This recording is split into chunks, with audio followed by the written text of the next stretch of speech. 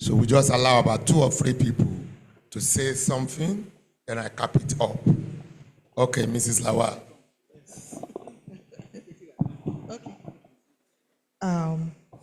Thank you, my PSAG. Once again, I want to congratulate Mr. Mahmood. At the same time, I want us to learn 1 or 2 things from him. Mr. Mahmood is a very open person and very knowledgeable as far as our work is concerned. But I want to confirm the fact that as far back as maybe on level 15 or 16 thereabouts, I've always been going back to him. Despite the fact that I know I may be a bit 1 or 2 steps is senior, but I always go back to him to seek for knowledge. And he's always very humble about it. And I'm not surprised this is coming to pass. I want us to emulate him, see how we can improve based on the things and the ways he has gone. So on this note, I want to say congratulations once again. I want to pray that the Lord will go with you. The Lord will chart your course. I know Almighty Allah is there for you, and He will always ensure that anything you touch will always be successful. Thank you very much. Who else is interested, please, sir?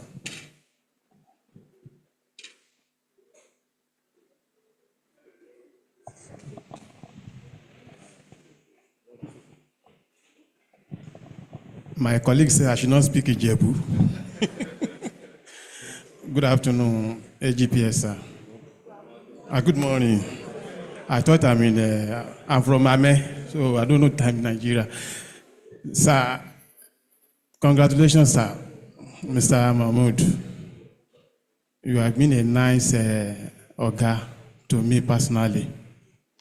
I remember when I was still in level 9, 10 or so, when my elder brother, Oloye Senior, handed over me to you. Ever since that time, you have been a nice brother to me. I could remember there was a day I have an issue with my oracle then.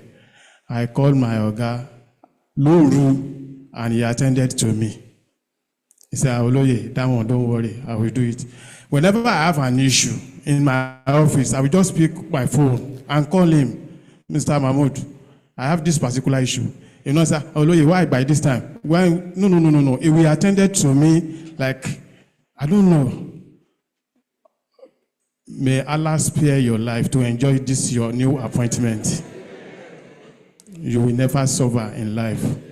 And may God assist you.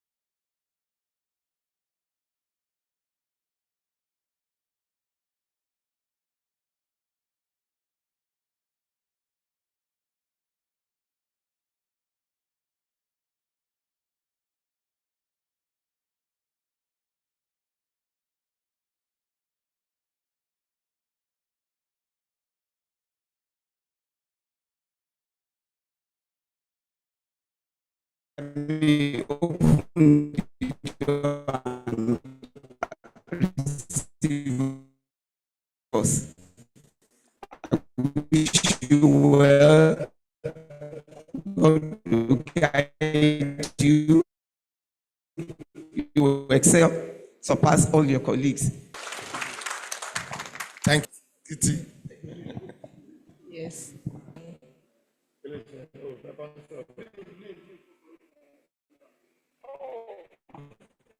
My name is Titi Lope Alaka, Director of Finance and Account Lawsuits. Good morning, AGPS. My newly appointed permanent secretary and my colleagues.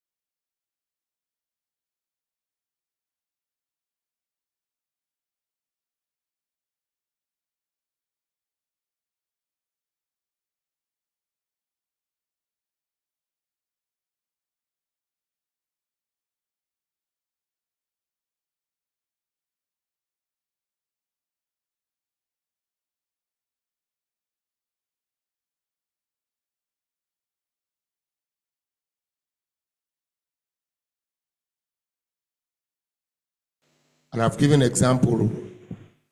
Every year I've been giving examples. If you take your capital, for instance, if you want to do construction of roads, if you know that the procurement process will take an average of 4 months, it shows that your January to April, there will be no money put there.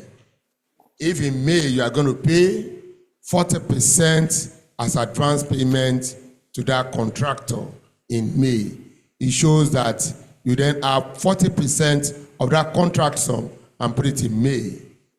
And if you are going to pay additional milestone, say in September, if it is 30%, that means you have to work with your permanent secretary and the executing directorates to know those percentages that will be achieved at various times on capital expenditure. For recurrence too, you know there are some recurrent that are time bound. There are some that will take place at a particular time. You have to ensure that you attach timeline to it rather than just dividing your budget by 12 and then say, oh, it is 10 million that has been put there, it is, or 12 million that have been put there, it's 1 million per month. That is lazy man work. We are professionals. Let us demonstrate it. Also in the circular is that the vote of charge, it will be wrong for us as accountants to use a vote of charge that is not meant for our ministry. You have to quote your own vote of charge at all times. You also have to ensure that if you have exhausted your budget and you need to implement a new line of expenditure, the ideal thing would be for you to write to Ministry of Economic Planning and Budget to seek their concurrence or get a vote of charge. It would be wrong for you to write to Mr. Governor and tell him that MEPB to provide relevant vote of charge. It is wrong.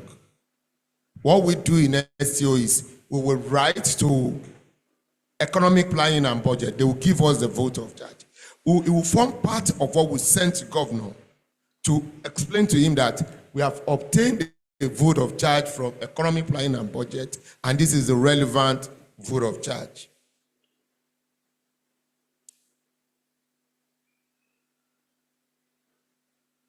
Also discussed there is the issue around revenue generation. You must not tell me that we have a revenue directorate, so we are not part of revenue generation. You know, for us, we are the one that will determine collection of that revenue. You have to work closely with ABC and Office of the SA on Taxation and Revenue. You know, a new portal was launched by Mr. Governor, Lagos Revenue Portal. We have to embrace it. It is the approved way of recording our revenue. Also, you know that LRS is in charge of payee. And if you look at statistics has shown that less than 30% of taxable people are actually paying taxes. And it shows that there is a huge gap where there is opportunity for us to grow the revenue of the state. If you look at our budget, you know, we challenge ourselves every year. First time that we move to $1 billion.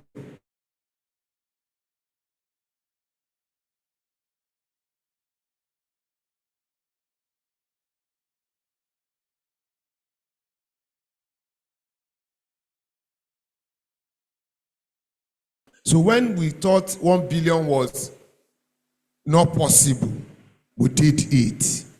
We thought $2 billion, last year's budget was 2.3 trillion. and we did over 2 trillion. This year, our target is 3.3 trillion. It is achievable. And there is no way they will do revenue without us as accountants. We have a big role there to play. We help in blocking up loopholes. If there are things you could not do in your ministry to block loopholes, just come to me, come and tell me. I'll find a beautiful way of passing the message. I can invite them, I can take them to estate taxation and revenue, then we'll size them up and put the necessary blockages. I know some of my colleagues who have been doing fantastically well, honestly. I don't need to mention names here. They have been doing wonders, and I'm proud to say that I'm happy with the lady. She's a lady, so she moved things around, and I'm indeed very happy with her. In fact, they just got a new permanent secretary, and I can tell you that I'm passing the message so that you can easily identify who that person is. And they are doing wonders. It shows that things that we thought is not achievable before, they are now doing it. And what the PAMSEC said to me was, if not for my accountant, I wouldn't have achieved what I have achieved. And I'm indeed proud of her. God bless you. She knows herself, and the person beside me knows her very well. Eh? Let us know her. Okay, Bidemi, stand up for recognition. So that's the young lady. Please sit down.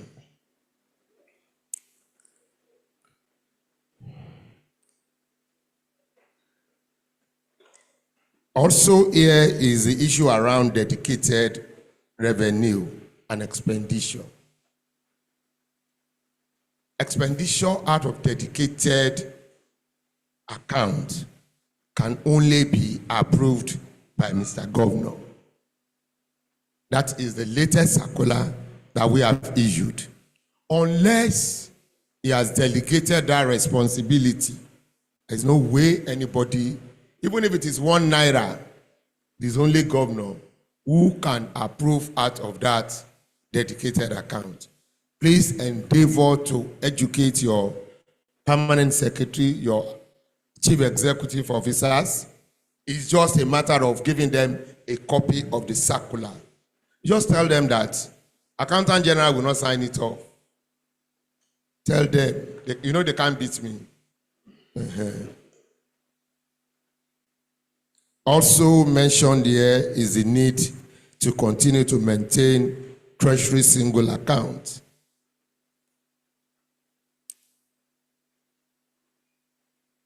Then we move into recurrent expenditure.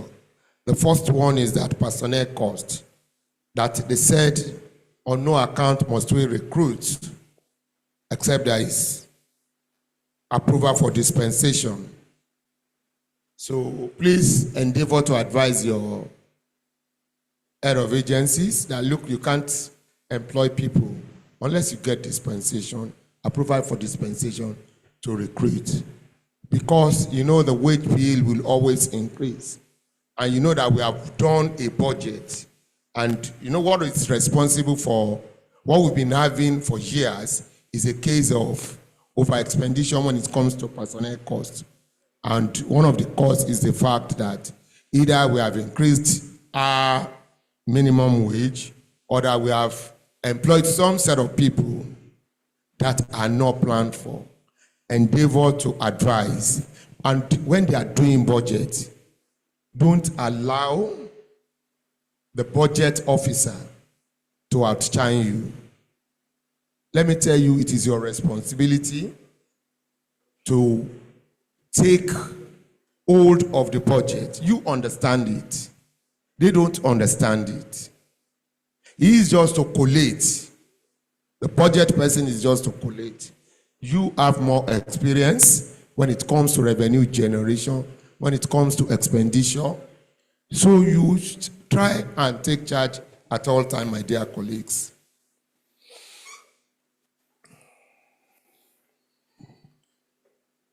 Then for those who get subvention, there's an advice that number one thing that you should pay out of your subvention is always salaries and allowances. You must treat them as first line charge. It's very important that you do that, and that you must also send to Ministry of Economic Planning and Budget, the supervising ministries, and most importantly, the State Treasury Office. And that will take me to the next issue, which is around non-submission of reports by some MDAs. We have about 16 or 18 of them. There are plenty, but I'll read them out. I'm going to be harsh. You know, I told you earlier that this is my last year and I need to do it well. If you have not submitted your own, and I mention you don't go and see Mr. Thomas today, I may be forced to change the headship of that agency. You know, I've been begging you. You know, I have, by law, by the Constitution of the Federal Republic of Nigeria, Accountant General must submit the financial statement to the State Auditor General not later than 31st March of every year.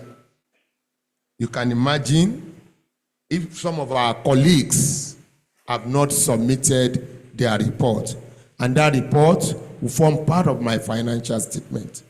You know, I have failed as Accountant General. It shows that all of us have failed. But I'll mention those agencies now. I am begging you. If you want me to prostrate, I will prostrate for you. If you don't do it today, we are all going to agree here that officer should be changed. I'm going to escalate it to the head of service. That person must be changed. And that person will not be heard until I leave this state as the Accountant General. I'm going to read out the names. Sorry if it's going to affect you. Ministry of Health, Ministry of Justice. I don't want to be mentioning their names, but I'll mention the agency. Lagos State House of Assembly. How the lady is here. Ministry of Economic Planning and Budget. She's on the top table with me.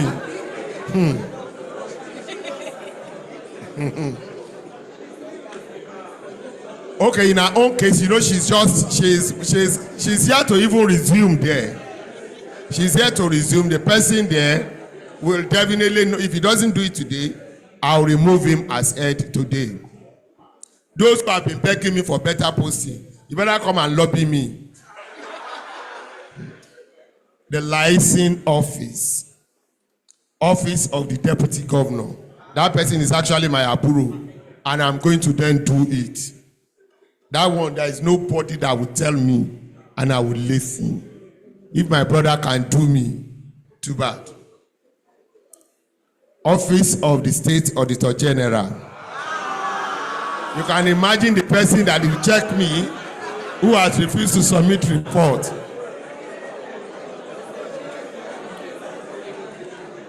Ministry of Physical Planning and Urban Development. Mr. Ali, Ministry of Transportation. You know, Mr. Ali is my friend, and I'm going to show him. Public Service Office. That is another approval of mine. I will show him. Office of the Chief of Staff. I will show him. That's another approval. Lagos State House of Assembly Commission. Lagos State Infrastructure Asset Lasiama. What do they call it? NTDA. Newtown Development Authority. Lagos Lamata, Lagos Metropolitan Area Transport Authority. Sube, Mr. Mr. Donku. I said I won't mention him, but I am mentioning deliberately because he's my brother. Ẹ lọ rí kó clear yín o, tí ò bá clear yín, mi kì í gbọ́ o, mo kì í gbẹ́bẹ̀ o. Ẹ ṣáà lọ bá. He has deleted 2 names and he told me specifically that those ones have submitted. Lagos State Lotteries Board. Àwọn ẹni tó ń ta tẹ́tẹ́ wọn tún lè kọ̀wé. Hey, somebody beside me. Lagos State University Teaching Hospital.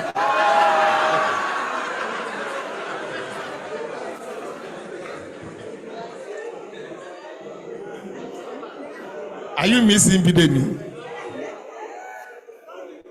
Not really. So you are missing. She's missing. You better go and help her, or I will remove her. Lagos State Safety Commission. Lagos State Planning Permit Authority, LASPA. Accountant here, that no. LASPA, Kosimbi. So you want your ID? I'm going to remove. Lagos State Public Procurement Agency. Lagos State Mortgage Board. Why is that guy? Shibi is still there. What was his name? Latif. Lagos State College of Nursing. Lagos State Blood Transfusion Service. Where is Lagos State Blood Transfusion Service? Ajakori or something. So, submit report.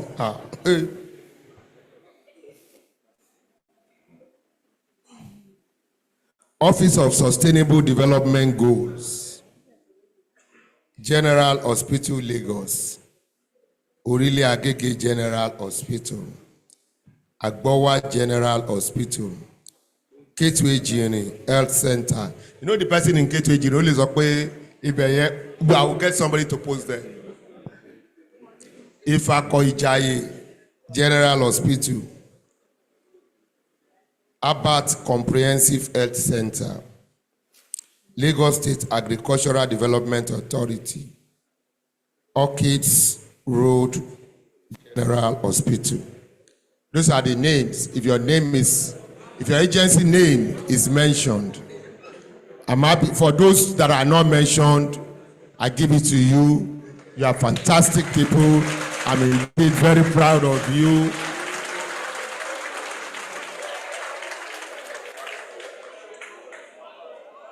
So you then have opportunity to come and beg me for a replacement if you want.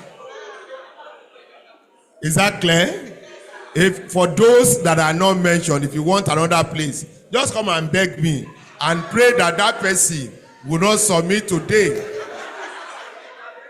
Abi, that's what we agreed. We all agreed here, and that is what we are taking position on. Thank you so much.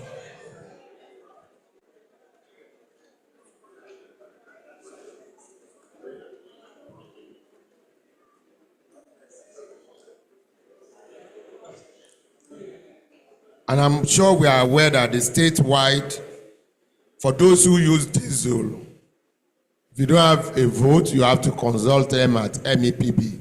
You have a vote for it there. The purchase of vehicle is also centralized there. If you need vehicle in your agency, right there, you don't know when it will be possible. Do a letter to them.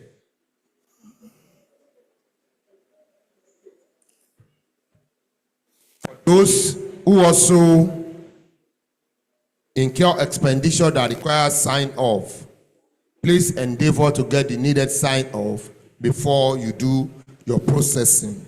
Because for us at STO, where there's a need for sign off, we may not be able to process it. Sometimes I have people who have eagle eye in my office. Even after OIA would have done it, they will see it. I have people I have in my treasury operations. They will tell me that 60% of the vouchers still have issues. They will see it. Please, better be careful. And you know I can't force them. They are doing their own work. They are helping me.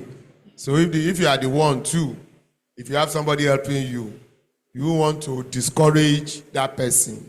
So they are helping all of us. Abi, they are helping all of us. So we should encourage them to do more.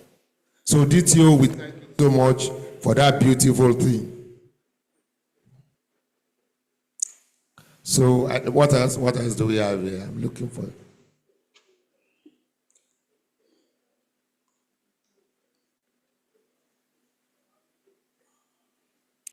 For capital expenditure, about 500,000 naira, you require a prepayment inspection certificate.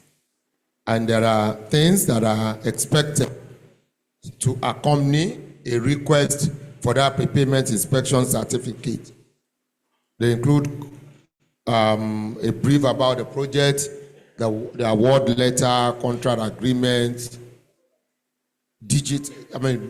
photos, dated digital photos. You need to do all those things to accompany your document. Please ensure that you guide your CEO right. You see, by the time you guide your CEO, he will see you as a superhuman being. He will believe, this boy, he knows the job more than anything. He won't be able to do anything in your absence.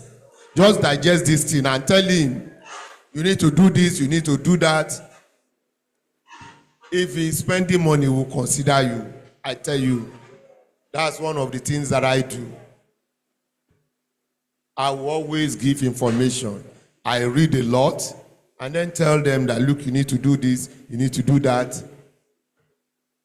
Who knows? Maybe that was why Governor picked me from LSDPC. So you have to be detailed, you have to know your job. I know ni mo rí gbà lóòótọ́, but you must have done something. Everyone helps those who help themselves. Who should come to the Mwera boy entity? Convict accountant general. So you must also position yourself well. Position yourself in such a way that when they are saying something, somebody will mention, and we have one beautiful accountant somewhere who knows this job, who is very professional. So please let us do it in such a way that we will be praised. What else? What else? Maybe that's all on this. Then also there is a need for us to acquaint ourselves with the Lagos State Development Plan. It is important. You know, we at the last retreat, not all of us have the opportunity to attend that retreat, but at least at the last retreat, it was part of what we discussed. And it is important that we know the content of it. We know how it is planned to be financed. If you look at it, it was mentioned in that plan that less than 30% of our total, the present conventional revenue can finance. Okay, how do I put it? About 30% of the whole Lagos State Development Plan will be financed with the conventional revenue that we are making. The conventional revenue, our IGR, and our transfer from federation account. So if our present revenue sources can only do 30%, how do we get the remaining 70%? That shows that we have to come up with innovative financing. And that's why we have been begging all of us to read, go through it. We are already planning what we call securitization. So you need to improve yourself. You need to learn. Thank you so much. That's all about MEPB circular. I'm sure we all have the circular.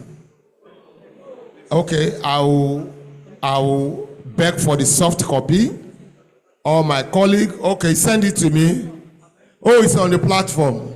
And so they will recirculate it again. Mr. Amosu will recirculate it now so that all of us have it. Let us read it. It is important that we know the content. I've not explained everything here. I only just paraphrased the little that I can speak to. You know, I don't know everything. And God forbid a situation that I know everything. Then for us at STU, this is also an information. Then I will then allow you to ask questions. He said that somebody is coming to train us. Would there be lecture today? No lecture now. Eh? ARM. Okay, ARM, that's health now. So let's listen to health. Retirement, let's listen. Mama retiree, you are leaving that place now. Chauffeur, ti retire now. Okay, I've spoken to asset register. Please endeavor to always update your asset register at all times. Posting into our Oracle financials, it is important that we do it on a regularly. I won't say on a monthly basis, because if you wait till the end of the month, it becomes so huge. When I got to work today, what I did was to first go and clear my table. And I got there around to 10 or 9:30. At least I did about 60% of what I need to clear on my table before I rush down for my audit. I've gone for audit this morning and I run down here. So let's do what needed to be done at the right time. Is that clear, my colleagues? Please, let's do it.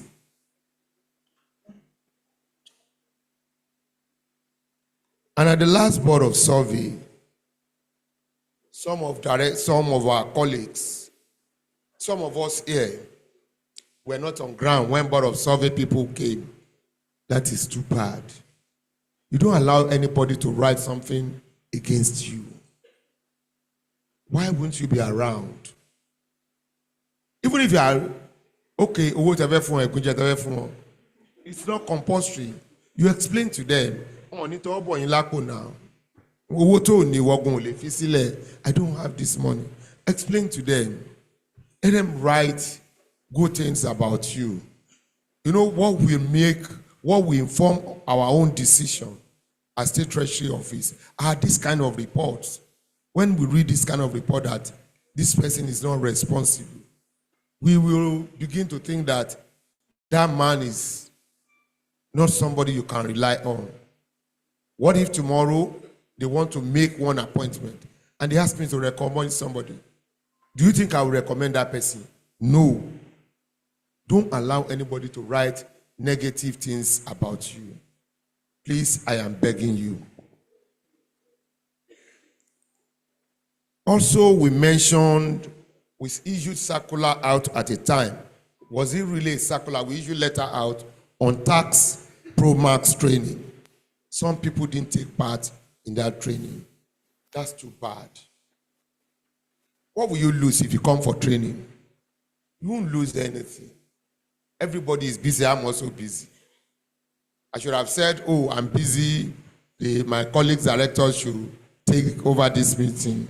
But I thought, let me spend some time with you. Please, I am begging. If you have not taken part in this Tax Pro Max training, please, there is another opportunity to organize this training. I'll beg DTO to please organize that training for them. DTO, we beg you, help us organize it. There are agencies who receive donation. We have said this several times.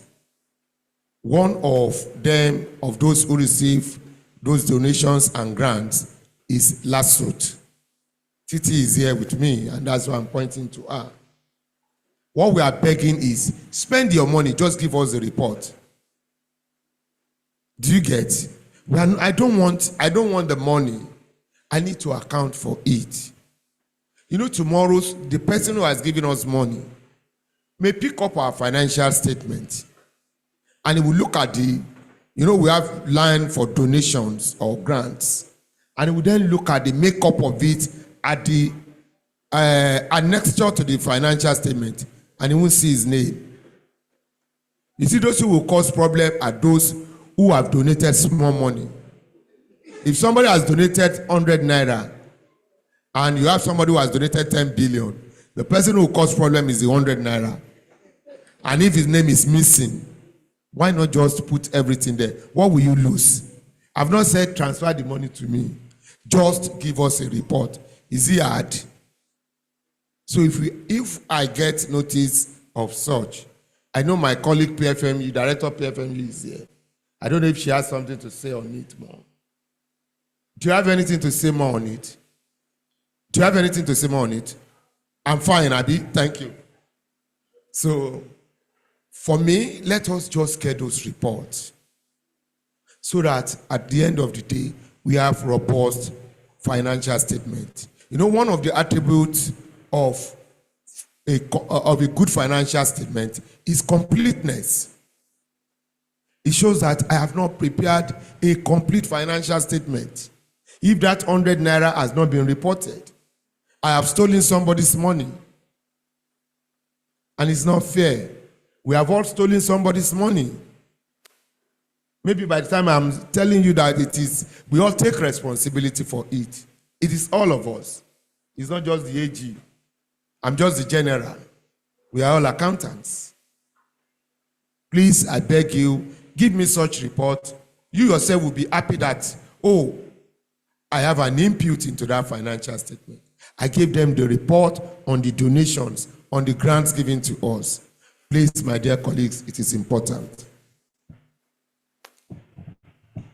The capacity building for us and our colleagues, our young officers, will start in the next 2 weeks.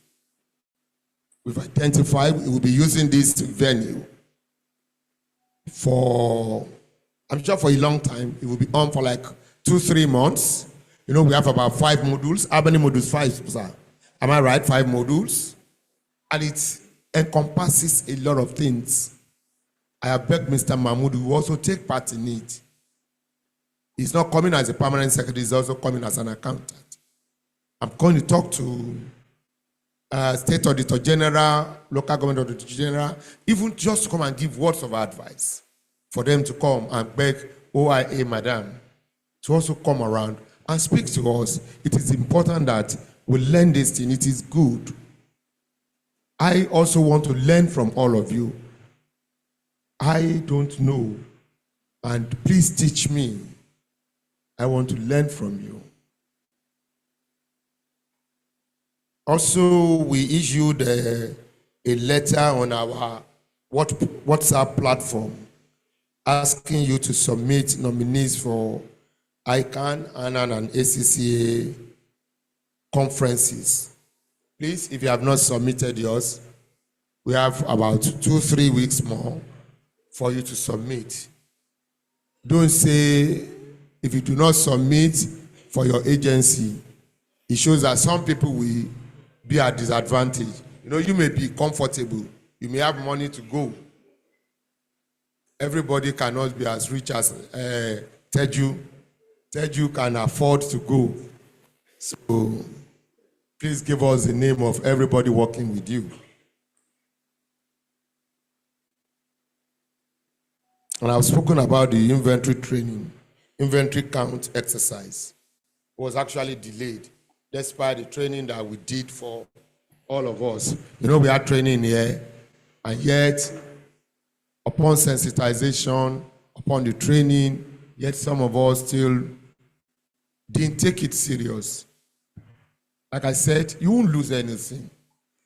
Do the best you can do. If you don't understand anything, ask. Festus in my office, I still ask him for advice. I didn't say I'm the accountant general. He's on level 7. It will take him a longer time to become permanent secretary or the accountant general. But yet I still go back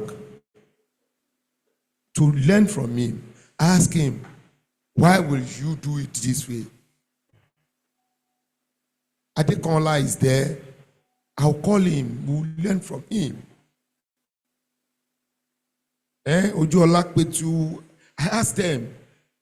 I sent things to them. They do it for me. They will come and explain to me. Because I don't have time to go through it. Let me take you one shocker. When we are asked to review, what's that thing that we reviewed? Civil service rules. I first picked top people to do it. Something just came to my mind. Let's put those young people there. I was shocked when I realized that it was those on level 10, 12. Because they have the time to go through it. You are busy people. In your office too, challenge your officers. Let them do something. Go and read it and come back to me. Can see more way. Can low initiative. Your I won't convince So please let us use them. Let's use them positively. You have resources with you. You have somebody who can do this thing for you. You are not using them. Let them go and do it. Let them even do it wrongly. And then when they bring it to you, you just then use your own ingenuity to put it properly. I recall when I was in school, I don't read. I don't have the time. I don't like to read. And I have people who will read. They will come to me, let's discuss. They thought I know it. They will bring it there. They will bring it to me, to my house. I'll then use English. They are all saying the same thing, though. I'll use one beautiful English to put it together. I'm just smarter than them. So you also be smarter. Allow your people to work for you. You have ample resources with you. When I get anything today, I'll send it to you, those young people. Go and read it. And they come back to educate me. I'll even tell them that, okay, if you come in here, will I lose anything? Nothing. Maybe for today, only $1 well, today I'm still the Oga. Am I wrong? Am I not your Oga for today?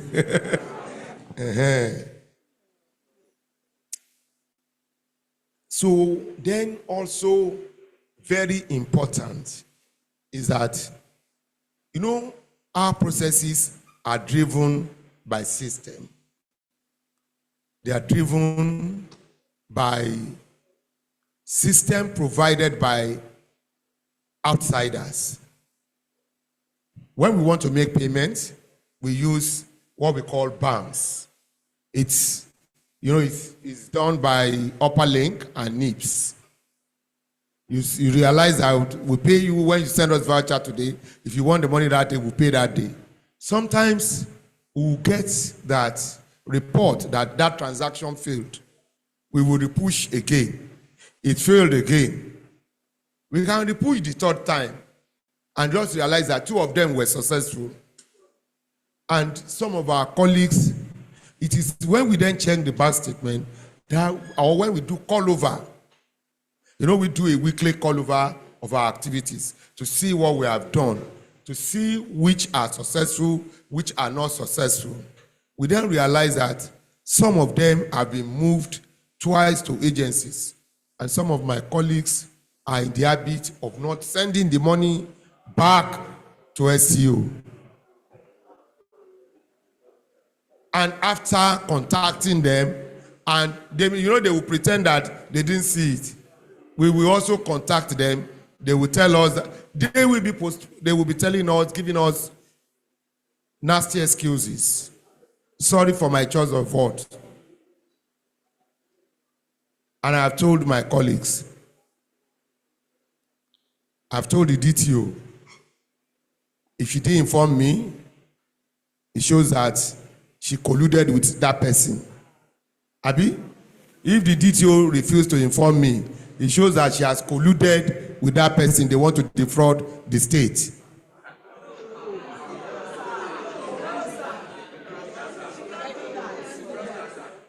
I am saying, just listen to me.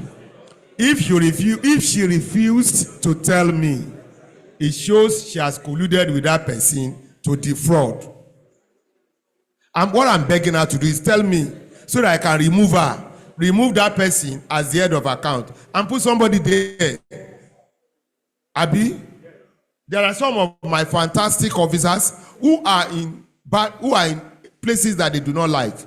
It is an opportunity for me to move that person away and then move that my beautiful officer there. Ẹni tó ń ṣiṣẹ́ dáadáa kò rí bí gidi wà. Ẹni tó tún jí owó mi. Ẹ wá ní kí n máa yọ, kí ló yẹ kí n ṣe? Ẹ jẹ́ n yọ̀ náà.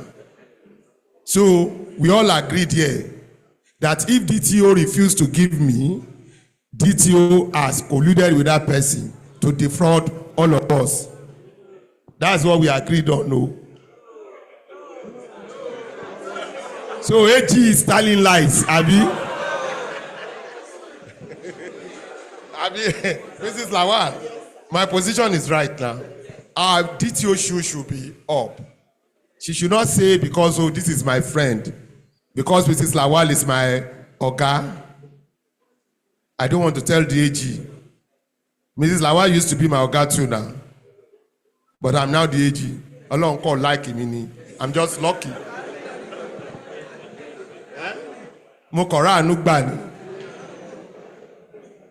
Mr. Adamko used to be my oga. Mrs. Abiso used to be my oga.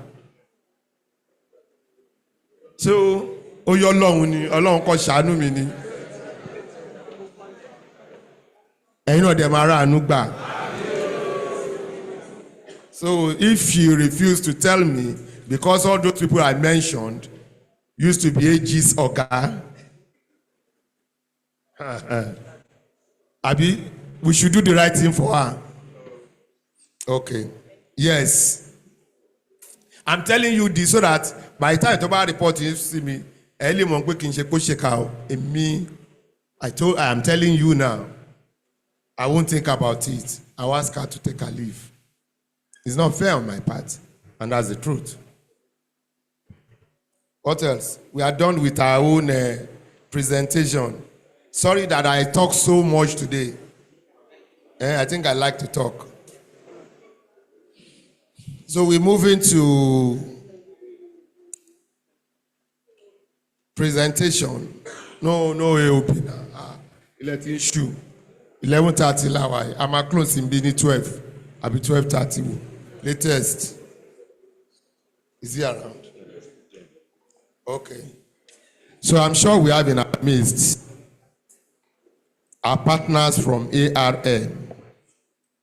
We have Kehinde Ashenuga and Lanre Oyenekan. They are here to educate us. I'll be retiring next year. I know some people are retiring this year. Mrs. Oladogba is going this year. Mr. Irewole Ojo is going next year. Abi? Mr. Adam Koshe next year, Abi, So, I have people who are here to prepare me for retirement. So that let me begin to learn now so that I can have a fruitful time when I retire. So, our dear partners, we welcome you.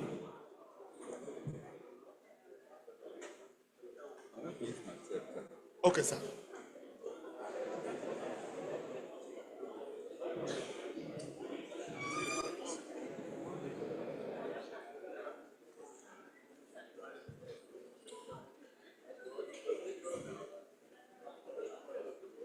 I just come on leave.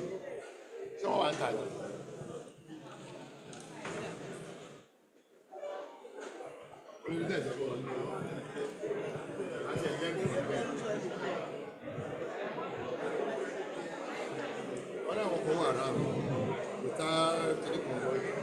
Directors.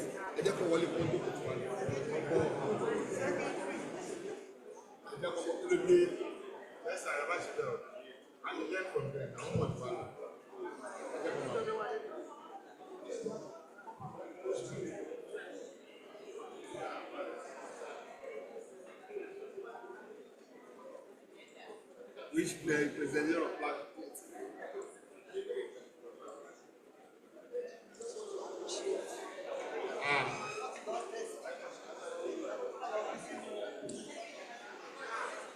I'm going to, maybe I'm moderating, I'm the chairman. No appreciation.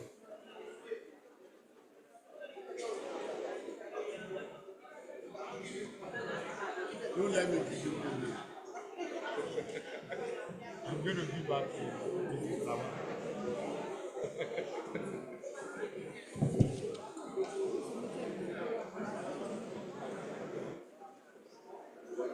Mom. Good evening. Oh.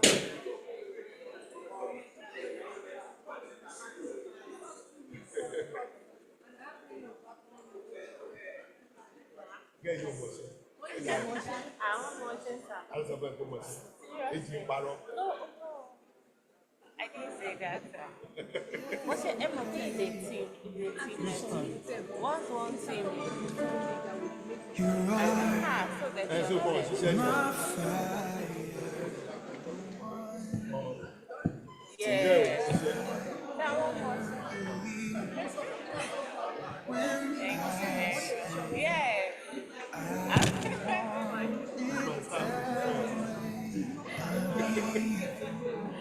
I trained that. I do train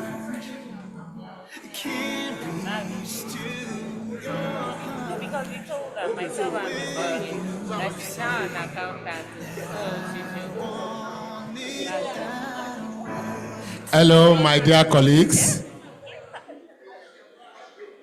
Maybe for the next 10-15 minutes, we'll be listening to lectures from our partners, ARM. And I don't know who is leading, who is taking over. Is it Mr. Kendi, Ashenuga, or Larry? Okay, please, you can come and have mic and take charge, sir.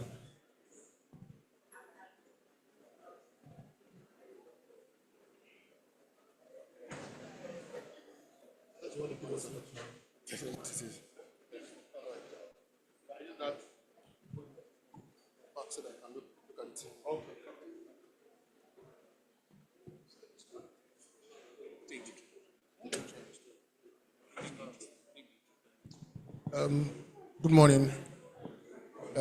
It's an opportunity, it's a pleasure to be here with everyone this morning. We thank you for this opportunity. We are here from ARM to... Sorry, is it better now? Okay, apologies. Good morning, everyone. We thank you for this opportunity to be with you here this morning. It's our pleasure to be here. We just want to say things that you already know, maybe in another way, to open our eyes to retirement, as the case may be. It's important for us to know that at some point, all of us will think about this stuff. It's probably at what point we begin to think about it that differs. So we're just here to shed more light on this. But before we start, he will take us on a brief story just to put our mind online of what we're about to talk about. Thank you. Sorry, my name is Kehinde Ashenuga. I work with ARM Investment Managers. He's Evans Otim. He works with ARM Investment Managers as well. And then we have a pension part of the presentation that will be taken by Larry Duro from Access ARM Pension. Thank you. Thank you very much, Kenny. Good morning, everyone. Hope I'm audible enough. Yeah, thank you. So before we go into the presentation proper, we'll be looking at a story. We'll be looking at a story about Mr. James that will be retiring in the next 5 years. And in that 5 years from now, he has a son that will be going into the university. So let's just see how things turn around for James. James stared at his calendar, number 5, circled in red. 5 years. 5 years until his retirement. 5 years until his son, Tunde, starts university. James panicked. Tunde, his bright, ambitious boy, had his heart set on studying engineering at the prestigious Redeemers University, but the fees, they are astronomical. James, a diligent civil servant, had always been prudent His contribution to his retirement savings account is 20 million naira. His panic intensified. Was his dream of a peaceful retirement going to be shattered by his son's education? So he thought. He sought out to Mr. Adebayo, an ARM financial advisor. He sought out to Mr. Adebayo, an ARM financial advisor, known for his strict approach and sharp mind. Mr. Adebayo, he exclaimed, I have 20 million naira in my RSA, but Tunde's university's fees are huge. I'm retiring in 5 years and I don't know what to do.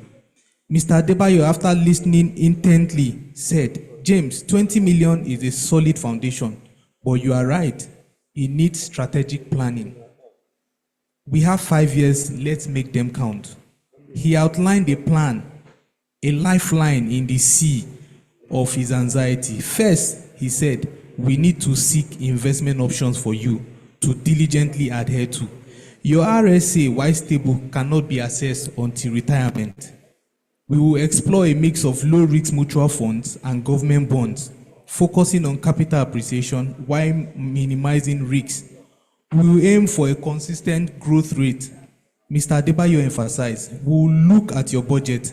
We can identify areas to reduce expenses without compromising your quality of life. Even small savings can add up over the years. Finally, he said, with a firm but kind voice, you need to be intentional and disciplined with this plan. Let it grow.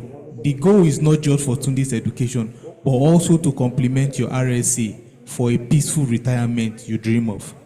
James left Mr. Adebayo's office with a renewed sense of hope.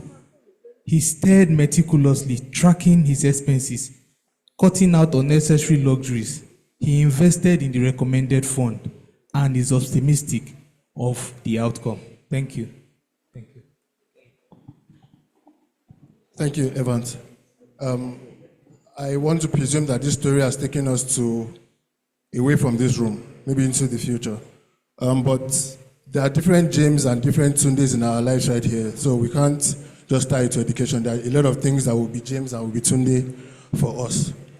So which is why we are here to come and further break it down to let us be more financially aware about where we stand at the moment and the distance we have between now and our retirement. Next slide, please. Yeah, so our outlines are quite a lot, but we're going to try and speed over it as we go on. So these are just some questions to get our mind bubbling. How are you preparing for a fulfilling and a financially stable retirement? The emphasis are on fulfillment. Are you fulfilled at retirement? What do you call a fulfilling retirement? What kind of lifestyle do you envision for your retirement? Are we able to maintain our current lifestyles, or are we going to drop it a little bit? How are you growing your savings to support this retirement? What level of risk are you willing to take to grow your retirement savings?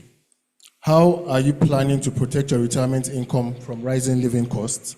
And what steps are you taking to ensure access to quality healthcare in your retirement years? These are just some questions to get us going as we go on.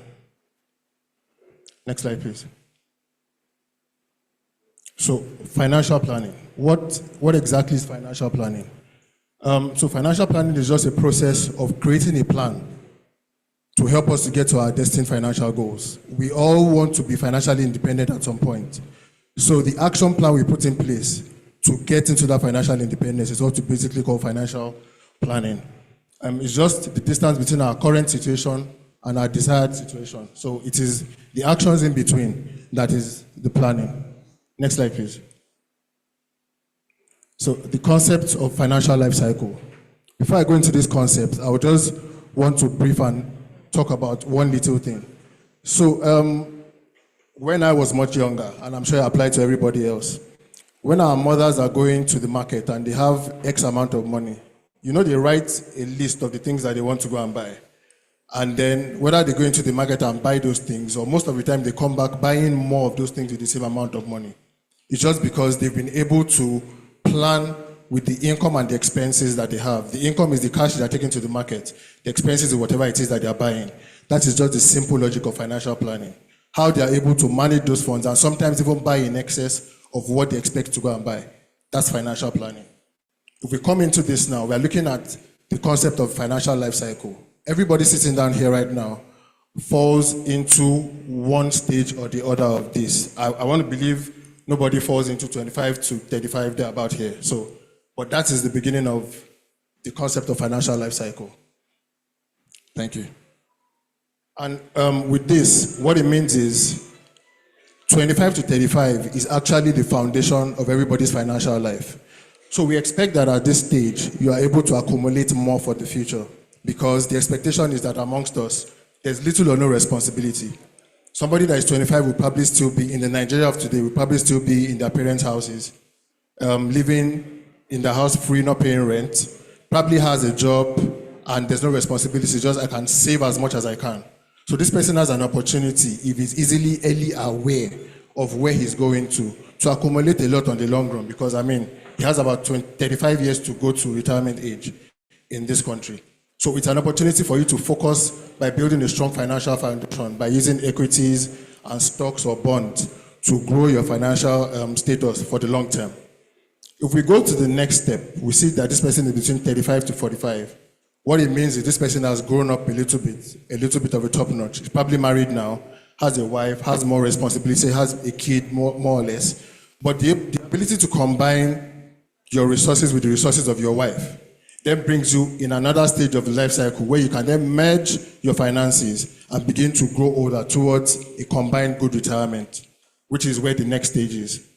Then we come to the next stage. This is 55 to 60. Now, you're already seeing the finish line.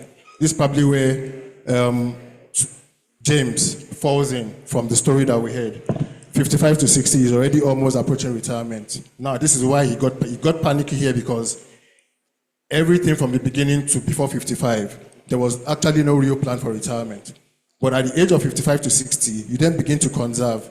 So you reduce your exposure to a lot of risks and volatility, and then begin to conserve and put your funds into more stable and more protective and preservative investments, such that you don't lose your funds that you've worked for all your life. That is 55 to 60. So now, 60 to 65, now we are retired. We have grandkids. This is where the dreams are supposed to begin to actualize. I want to travel twice in a year. I want to live in a small house somewhere that is reserved and all that. At this stage, you are beginning to spend from what you have saved all your life. So it's a different part of the cycle. When you then get to 70 and above, now it's about distribution. It's about God knows when I'll be called to the other life. And so everything I've worked for, do I just leave it for somebody to come and lavish? Or do I actually put in place a plan for easy succession, for me to translate it to my loved ones? That's where we are with this right here. Sorry.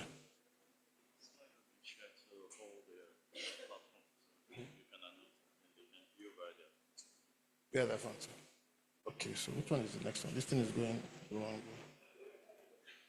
Sorry, I hear that the slides have been shared via the platform, so it's something you can also follow along with on your phones.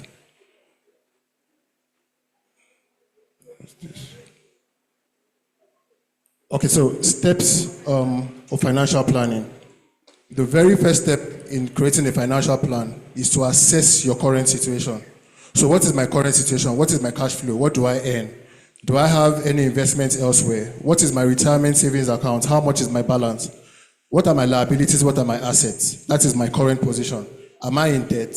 Do I owe anybody? Do I have a loan that I'm servicing? All these things are the questions you need to ask yourself at the very first stage of the steps of financial planning. Now, the next step you go into is your goals. So I have, for Mr. James, he has 5 years to go. What are his immediate plans? What are his short-term plans? So you need to break your goals into 3. The short term, the medium term, and the long term. What are the things that I need to achieve in the next 1 year? What are my plans towards achieving those things? You put them aside. What are the things I want to achieve in anything excess of 1 year to 5 years? Those are medium term goals. You set them aside and begin to work towards them. Then long term goals. Okay, I have 10 years to go. What are the things that I need to achieve in 10 years' time, or that I want to achieve in 10 years' time? How do I begin to plan toward achieving those things in 10 years' time? You write those things down, and then you begin to look for investment vehicles to help you achieve each one of them for the medium, for the short, and for the long.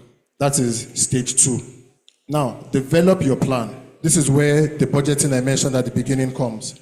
So you budget. How much comes in on a monthly basis? Do I have rental income that I get? Do I have salary that I get? Do I have return on the other investments that I've made? You put all these things together, those are the income. Then the expenditure also comes. Okay, so I spend on X, Y, Z, school fees, house rent, and this. This is the balance that is left. Out of that balance, how much goes into my short-term plans, my medium-term plans, my long-term plans? That is what we're talking about here. The next stage is something that everybody does. I'm sure I must have done it at some point today, and that we need to avoid procrastination. So that thing that tells you, I need to drink water now, and then the other thing that tells you, I'm not really thirsty, wait another 10 minutes in this heat, that is procrastination. You need to start now. There's something that we always say that the best time to plant a tree was 20 years ago, but the next best time to plant that tree is right now. So we need to set that action that we have put in place into motion. And then the last part of it is we need to review and revise our plan. So we have people who earn, just for the purpose of this conversation, 1 million naira, for example, right now. And they already have a plan. So I know out of my 1 million, I'm saving 300,000, for example. And then God so does it, you have an increase in salary and it becomes 1.5. There's a lot of people that will still maintain that 300,000, forgetting the fact that I should increase as I have increased. It happens like that. So we should learn to review and revise our plan. If there's an increase, you can increase what you invest or you save more. If there's a decrease, you can as well decrease just to ensure that you don't overburden yourself because you're trying to get to a retirement stage that works. This is an acronym that I'm sure that everybody is all very well aware of. It's called SMART. I'll just use that story as an example. So SMART has to be specific. Mr. James was specific about his concern, and the concern was his child's education in the next 5 years. He was specific about the plan. Measurable, he could measure it. He had 5 years to go. It was measurable.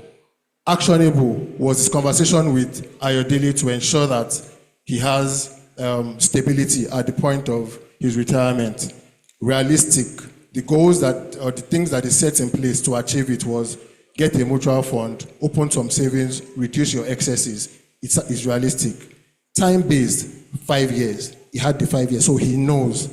You see, anything outside this would not be smart. And I'll give an example. So I want to buy a car in the next 2 years. It's a plan, but does it meet up to this acronym? No. Okay, so what car? What year is the car I want to buy? Those are the things that we need to factor into it to let you know the amount that you're looking at. He only says 2 years and it's a car. It's not measurable, it's not actionable, definitely makes it not realistic. So we need to put in all these things in place to ensure that it's easier for us to meet our retirement goals. Next. Budgeting. So I spoke about this earlier, and I used our mothers as an example. Financial budgeting just helps you do these things. These are the reasons why we budget. It helps you have better control of your finances. So when I have a budget, I know that I can't exceed this for this month because I have other things that are calling for it. So it helps you control your finances. It helps you achieve your goals. I already have a budget and I know that the aim of this budget is to achieve X, Y, Z. Because I have a budget, it's easier for me to achieve those things more. Then reduce debt. In different places that we've been to, people will tell us that even this month's salary itself, I have spent it. They've not collected it, but it has been spent. In other words, that person is living in constant debt. With a budget, it helps you realize that, no, you have to have a plan. So therefore, it reduces your debt because you are more aware of what you want to do. Then it helps us build wealth, of course, and then it reduces financial stress because you have more control on the things that you want to do.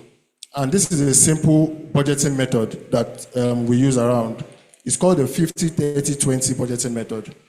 And it only helps us to split our life into 3 basic things: your needs, your wants, and your savings. We expect that 50% of whatever you earn should go into your needs, and your needs are your do without. We must eat, we must clothe, we must have shelter over our heads. Those are what our needs are. We cannot question it, it must happen. So half of whatever it is that you earn should always go into your needs.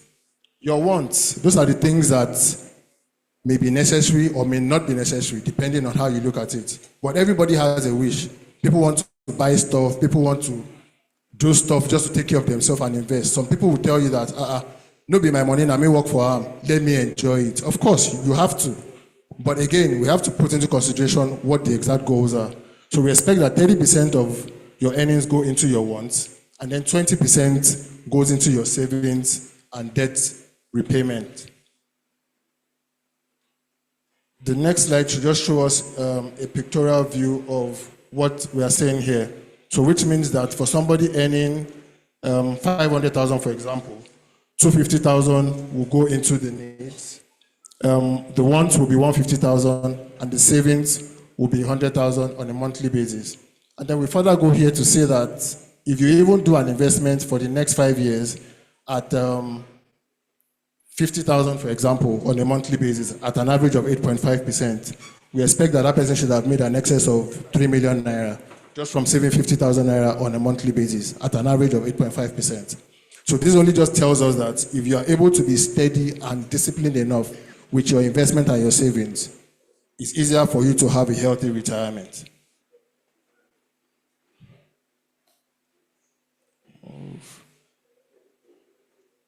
Sorry, I'm struggling with this at the moment. So emergency fund. An emergency fund is basically something that you can easily access. And an example of your emergency fund is your savings account. We, in the investment space, will say that an investment account that you have easy access to within 24 hours is an emergency fund. And I will explain. So, for example, on our way here, everybody came here to have, for this purpose today.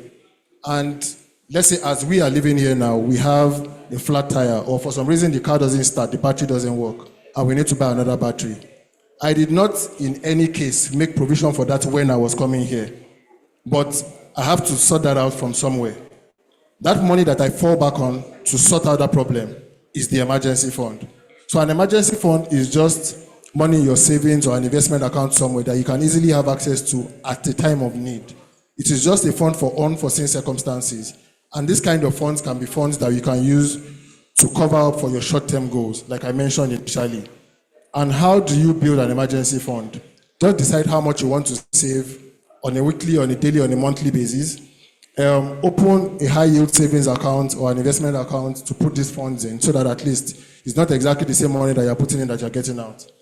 Then automate your savings. So set up something like a direct debit or an automated mandate on your bank account such that on a monthly or on a weekly basis, that particular amount of money is taken from your savings and added to your emergency fund. And then be patient. So a lot of people say, when you tell some people about investment or savings, and then they tell you what is the rate, and then you say it's 10%, for example, and then they tell you how much is the minimum, and I say it's 5,000 now. They'll be like, how many years will it take me to achieve my goal? Be patient. Like we always say, little drops of water make a mighty ocean, and Rome was not built in one day. So gradually we will get to our goals. Investment options. So like I mentioned initially about the short term, the medium term, and the long term goals. The investment options that we have are broken into three as well. They are broken into short term, medium term, and long term. For the short term goals, we're looking at options that will give you the best returns in the short term. In the medium term, we're looking at options that will give you the best returns in the medium term. And for the long term, we're looking at options that will give you the best returns in the long term. So if you look at investment options for the short term, they are low risk, and there are examples like the treasury bills, fixed deposits. Treasury bills are government issued, money market options. We have fixed deposits and we have money markets in mutual funds. These are things that their maturities do not exceed 1 year. That's why we call them short term. So they are the low risk investment options that will give you the best returns in the short term. For the medium term goals, we then go further to expose you a little bit of an element of risk. Like we say in economics, the higher the risk, the higher the returns. So for this, you have bonds, and these are debt securities issued by government or corporation The risk is medium depending on the issuer. You can also choose to do real estate or mutual funds as well. And we have mutual funds, balanced mutual funds that combine fixed instruments with a little bit of stock market to enable you get more returns over the medium term. And then lastly, we have the high risk investment, which is tied to long-term goals. These are basically, okay, so the best way to explain this is, I would say growing up, my parents used to do a lot of stock. That's when our dads would buy newspaper and they're always looking at what the Guinness do today, what the Nigerian breweries do yesterday and all that. But they were able to raise us up going that by buying those shares when we were much younger. So this is exactly what the long-term goals are. If you have 10, 20, 15 years to go to retirement, to maximize your returns over the long term, it is better to expose yourself to a lot of equities, because equities will be the one to pay you more returns on the long term. Like I said at the beginning of my slides, if you then get to the last line, like 55 to 60, you can then divert or liquidate your investments or your exposure to this kind of investment and come back to the conservative investment, just so that you know that everything you have worked for is now conservative. I can see some small change on it, but at least my money is safe. Not that I can then lose money overnight, because you never can tell. If we look back at the economic crunch of the late 90s and early 2000s, we would understand what I'm saying. When people just woke up, some people committed suicide because of this, because they didn't understand how everything they had worked for all of a sudden just nosedived. So that's what we are saying right here. And the factors that influence investment risk in Nigeria. So we have market risk. This is the risk that the overall market will decline. Something like what I was just talking about. We have credit risk. It's the risk that the borrower, so people that do loans, this is what they face. People that they borrowed money from you, there's a risk that they will default. The third one is liquidity risk. The risk that you will not be able to sell your investment. This speaks a lot to real estate and some kind of bond. Inflation risk. That is that inflation will erode the value of your investment. So a lot of people, somebody made an example of this to me a few days ago. Somebody bought a car in 2022, thereabouts, for 5 million naira. The same person wants to buy another car this time around, but wants to sell his car. That car he bought 5 million naira then is now used in Nigeria, but he's selling it 8 million naira. So to him, in the layman's term, it looks like he has made money. But the value of 5 million naira then is not what 5 million naira will do now anymore. So that explains what I'm talking about in the inflation risk aspect. And political instability and all that would also contribute to this.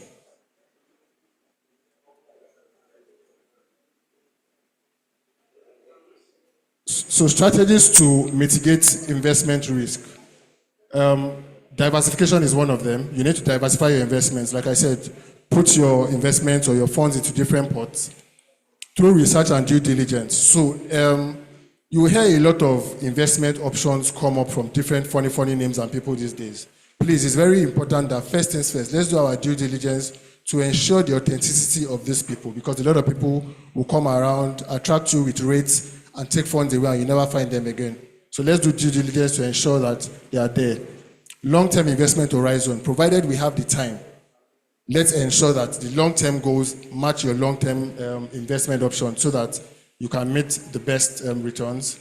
Emergency fund, let's also have an emergency fund always to meet our intermittent needs. Consider inflation-protected investments. One other thing that is key in everything that I've said is our risk appetite. So it's possible for me to come here now and say, please put your money here, because this is where I put my money. I put my money there because of my own goals, not because of your goals. So the fact that I'm telling you my story, that I've made X amount of money from this investment, is because it has paid off for me. Now, your goals might be different from my goals. So if you put your money where I put my money, and you don't get enough returns to meet your own needs, that money has not been of any use to you, or that investment has not been of any use to you. So please, when I hear people say, I bought shares because Mrs. Oloyede bought shares, it's a wrong approach. She bought shares because she probably has long-term goals. My goal might just to pay rent next year. If I then want to sell my shares next year and I see that I have lost money, I will not say thank you. I will not greet Mrs. Oloyede again the next day. So please, we need to be able to understand our risk appetite. Some people are comfortable putting their money under their pillow, wake up in the morning, look at it, and put it back. There are people like that. And there are people where the minute you do an investment, you say, do you understand what long-term investments are? They'll tell you yes. The day they open their app and they see that my 1 million naira is now 999.9, they will call you and say, come, I don't understand this investment anymore. But if there are people that I know that, see, let me just see that's my 1,000, and tomorrow is 1,000 naira, 10 kobo, I'm okay. Please just know that you have a low risk appetite, stick to low risk investments and grow it from time to time. I'm about to round it up before I hand over to my pension guys. These are the investment options that we have in ARM. We have the money market fund, which is a conservative investment, something like your savings or your current account. You put your funds into it, you earn your interest every single day, including weekends and public holidays. Every day you earn your interest. The interest rate is not fixed because, so we invest this in a combination of treasury bills, fixed deposits, and commercial papers. So you see that the rates you earn most of the time supersedes what those one earn. But it's a low risk investment, capital preservative 100%, and it will fit your short-term needs. But if you know that you are conservative and you have long-term goals, please, money market fund is also for you. The Eurobond fund, fixed income fund, discovery fund, they are all medium-term investments, medium to long-term investments. They have a little bit of exposure to the equity markets. So that helps you to be able to account for your medium to long-term goals. And then the aggressive growth fund, the ethical fund, and the short-term bond fund. These are funds that you can use to tailor to your long-term goals. Let me add here that the ethical fund is 100% invested in the stock market. But the word ethical is coined from the fact that it's a Sharia compliant fund. So for those of us with strong religious beliefs that are not supposed to invest in particular spaces, the ethical fund would serve for you. It is important to note that it is crucial to remember that the risk and return are related. Generally, investments with higher potential returns also carry higher risk. So let's also have that always at the back of our mind. It is essential to understand your own risk tolerance and investment goals before making any investment decisions. Thank you very much. I'll hand over to my colleague from pension so that he will take the rest of the presentation from here. Good afternoon, everyone. All protocols duly observed. My name is Lanre Oyenekon, not Durowoju. That's a mistake. My name is Lanre Oyenekon, and I will be taking us through the pension segment of our presentation. My colleague said something that I want us to take note of. Very important. It defined financial planning as a logical transportation into the future, assume the things you will need at retirement, then come back into the present to put in place that plan, that smart plan, specific, measurable, achievable, realistic, and time-bound plan to achieve your goal, your future goals. And it's very, very important. And I want us to take note of that. Very, very important. Because according to financial experts, again, they said two things are involved while you're still working. It is either your money is working for you or you are working for your money. They went on to say again that if anything happens to your job today, where you make ends meet, if something happens today and your employer says your service is no longer required, I don't pray that for anybody in this room, but it happens. What if it happens? Will you still be able to maintain the same standard of living for the next 3 to 6 months without your next door neighbor knowing? How possible is that? How many of us have put in place plans to be able to stand on our both feet should in case something like that happens? And that is what my colleague Kenny has spoken about, and how we'll be talking to us on pensions. Now, the pension scheme came into Nigeria in 2004. It came into Nigeria in 2004. We did not start, companies didn't get licensed until late 2005. It was in 2006 that we started opening pension accounts for Nigerian employees. And that was when the Lagos State government also came into the scheme and we did the registration. And then it is said that if you have less than 3 years to go in service, you don't need to come under the new scheme. Instead, you go with the old scheme. And over the years, there have been updates about pensions and all that. Now we now have even voluntary contribution. Do you know that you can advise your employer to take certain percentage from your salary as additional voluntary contribution into your pension account? And you can access part of it even before retirement. I don't know how many of us are aware of that. Now, even though I currently represent Access ARM Pensions, every information I'm going to give us here today affects everybody, regardless of the administrator that you are registered with. I have my materials here, but I won't be looking at the materials because I believe that everybody here, one day, like somebody said to me, Larry, what do I need this pension for? I am not even looking at it. And I said, you should. Because at retirement, what will save every one of us is if we have multiple streams of income.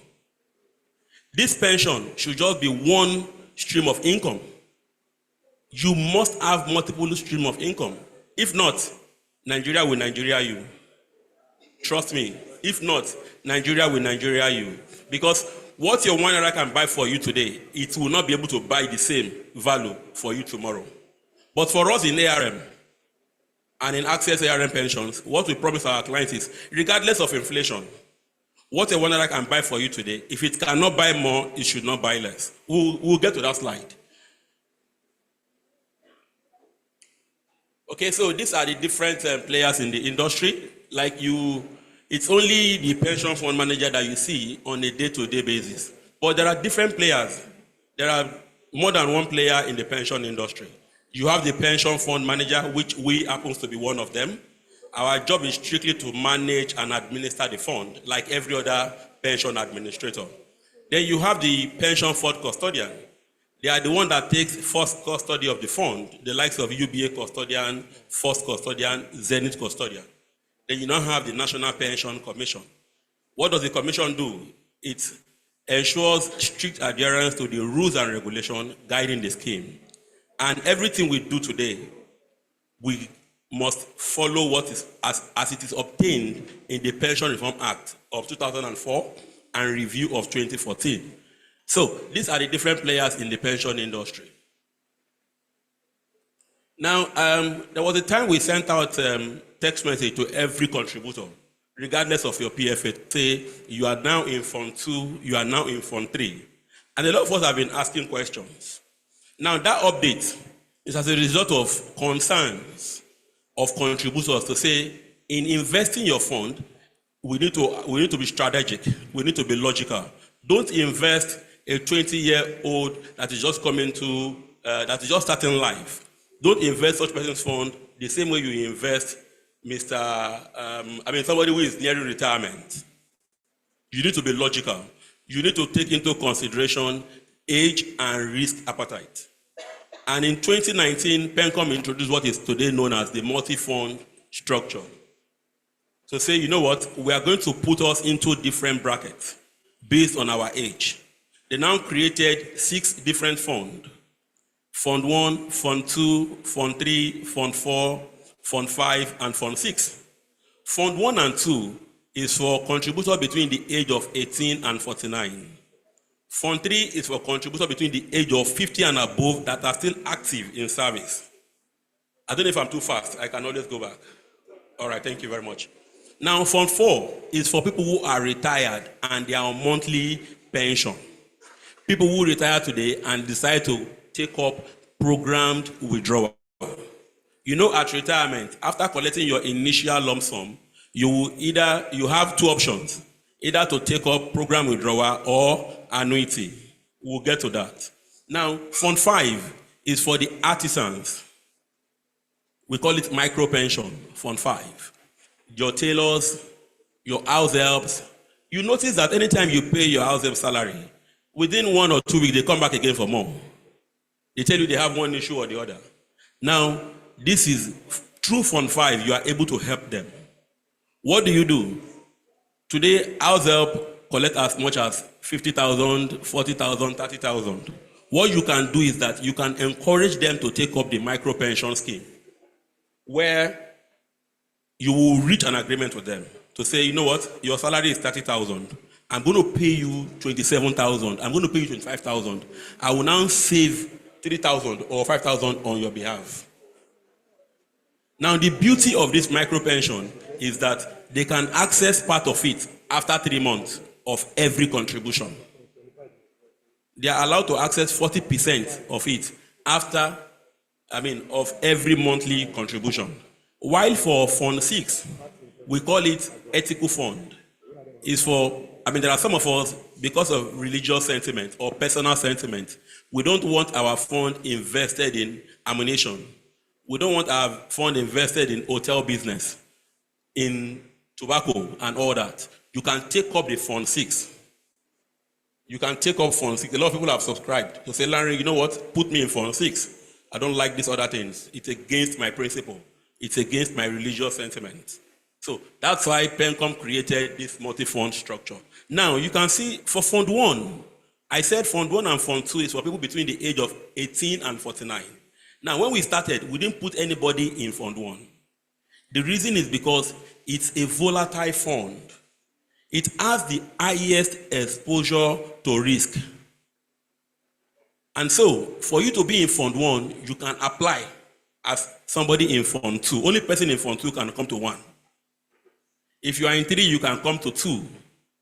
But Fund 4, retiree, no risk at all. So the difference between all these funds is just the amount of exposure to what? To risk. That is just the basic difference. Now, if you, I get a lot of calls to say, Larry, you know what? My risk appetite is high. Forget about my age. You put me in Fund 3. I want to go to Fund 2. Because of what the capital market is saying right now. Capital market is not doing badly. So you can apply to say, you know what, I want more money as retirement, but you must also be ready to monitor it. The moment you see that the capital market is not doing well, you quickly call Larry again to say, Larry, you know what, give me form, I'm going back to my original fund. That's how you monitor it. And I always advise every contributor to monitor their pension, because it is easy while you are still in service. The moment you step out of that secretariat, it's a different ball game.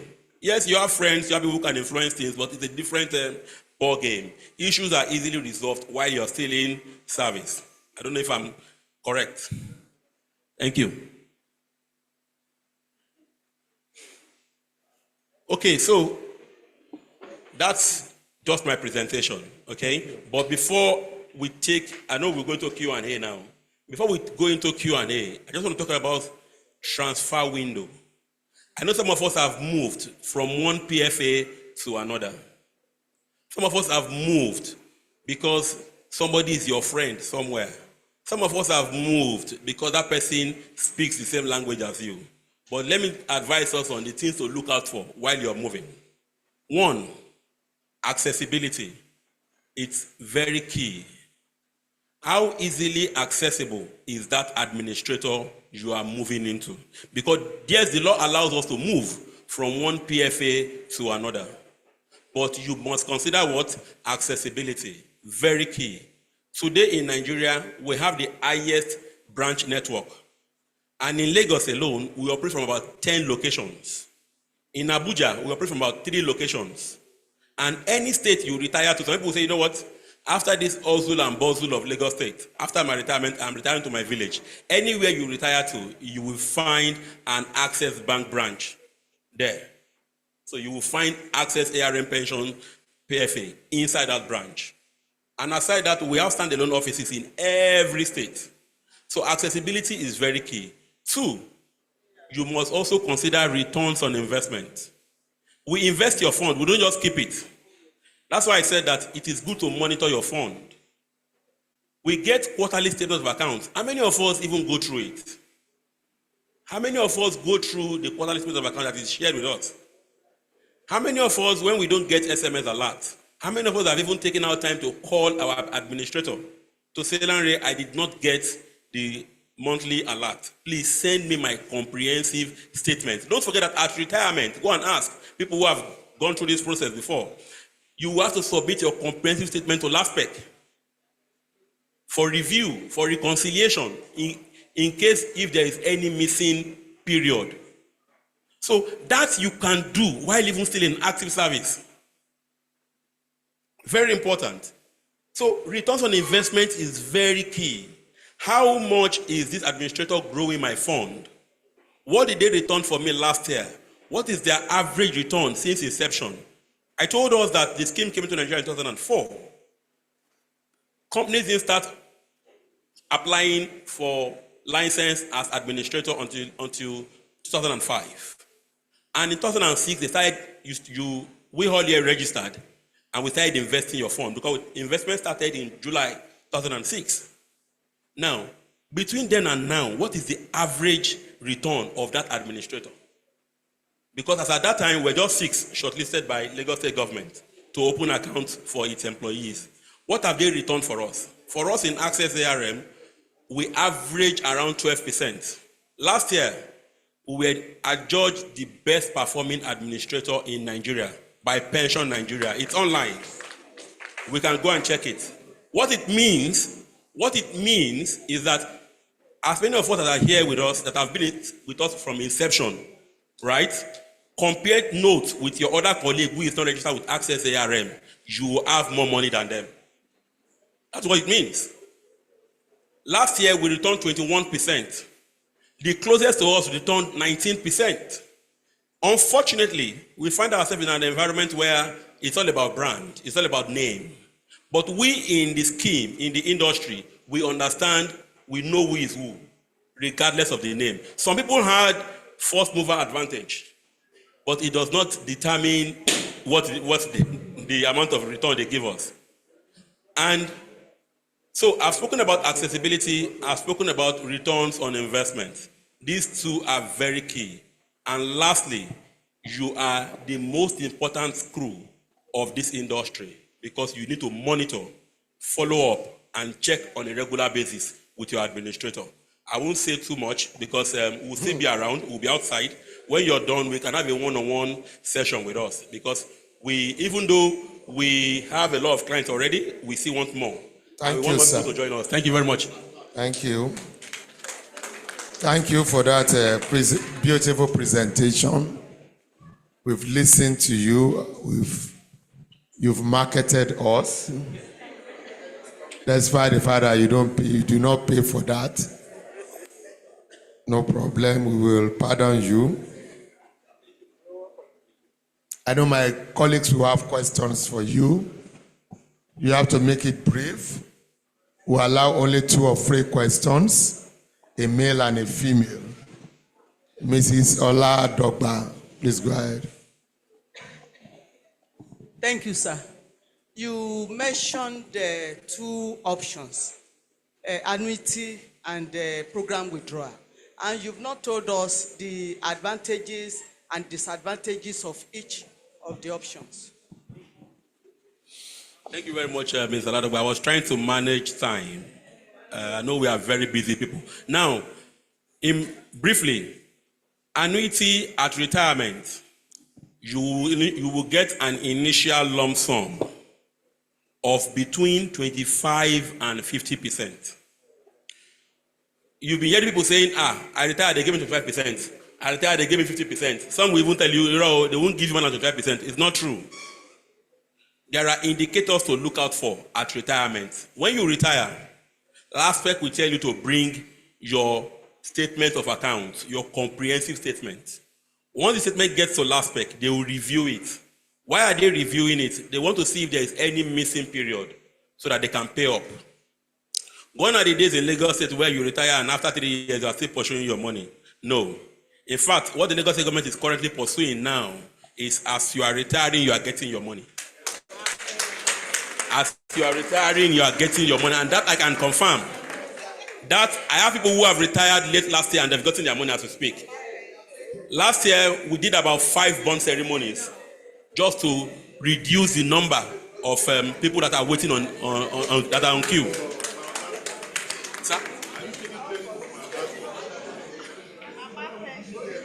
So, that is what the Lagos State government is trying to achieve, and that I can confirm because this is the space where I play. Now, once LASPEC gets that statement of accounts, they will review it. If there is any missing period, they will pay up. After that is done, it is not until then that you can now come to your administrator.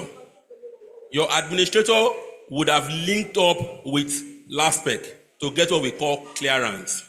Everybody in the Lagos Civil Service must obtain clearance, but it will be given to your administrator, not you. Now, when you now come, we will now check, have we gotten clearance for this person? Once we confirm that, we will now tell you to submit any of your last 3 months pay slip, any of your last 3 months pay slip, your NIN slip, your retirement letter. We already have your bond, then we give you a form to fill, and your bond certificate.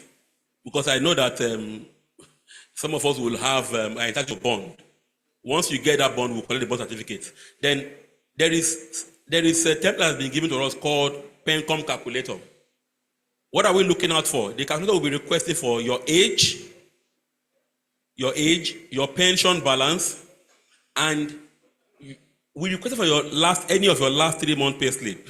We are looking for your last basic transport and housing allowance, BTH.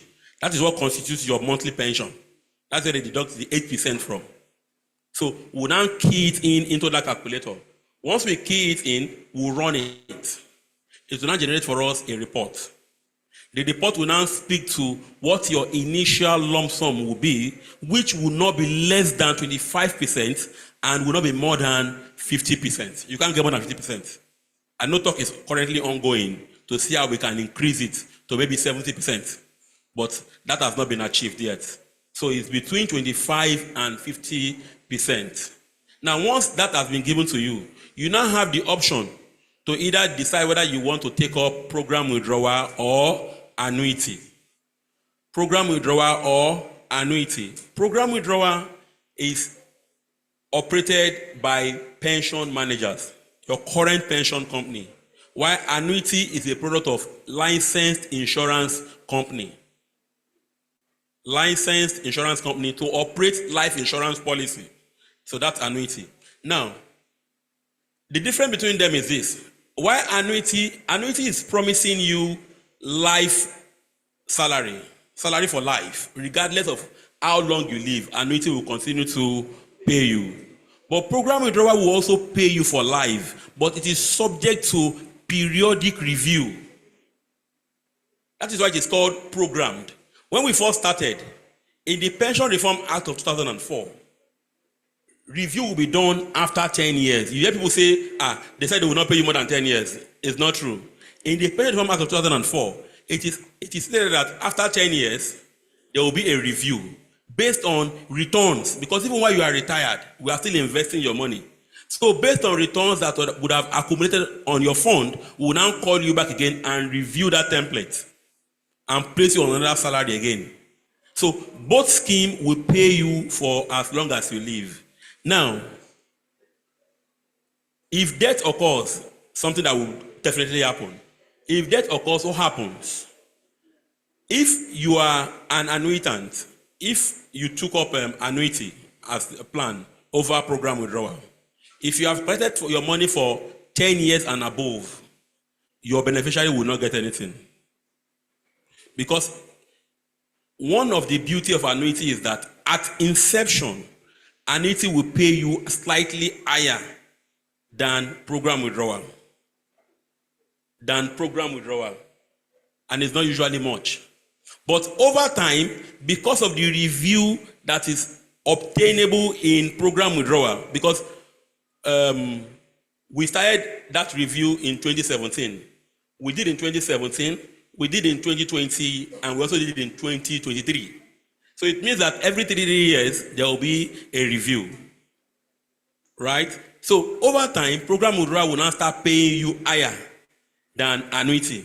So program withdrawal is subject to change based on returns on investment. Annuity is static. It will not change.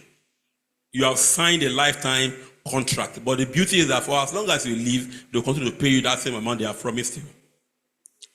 Now, for annuity, after 10 years, if death occurs, you don't get anything. But for program withdrawal, they will now go back to say, okay, how much did you bring into the scheme at inception?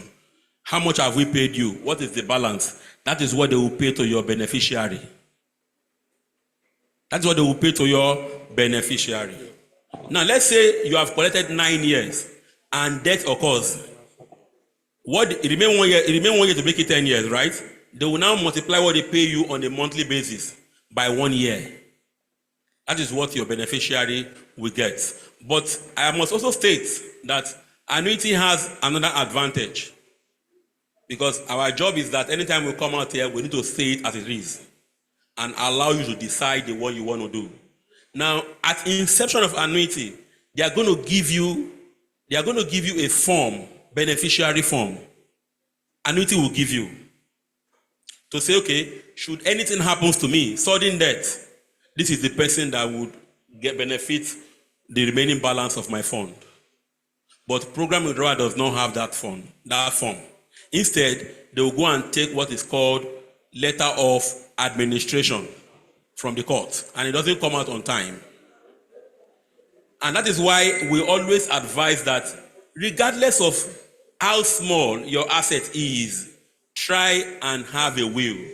There's a story I would not like to tell here. We've seen children of the same family, the same father, the same mother, trying to outplay one another after the demise of the mother. The mother is the owner of the account. So after the demise, the eldest daughter tried to outplay the siblings, in connivance with her husband. But in every home, there is always this stubborn person. He doesn't understand English, but they will go there. And he was able to crack that. And the day we paid them was the day everybody, they shared the money and they all went their separate ways. Children of the same father, the same mother. So that is just the basic difference between program withdrawal and annuity. Thank you very much. Thank you. Thank you so much. You can go and have your seat. So I'm sure my colleagues, if you have further questions, you can ask Mama Pensioner. She will sort you out. She wanted to ask questions, I won't allow her. So thank you so much, our dear ARM partners. We will continue to partner with you. We believe so much in you. I would have also asked a question, but because of time, I will suspend my question and ask my para-pensioner, because it's not a...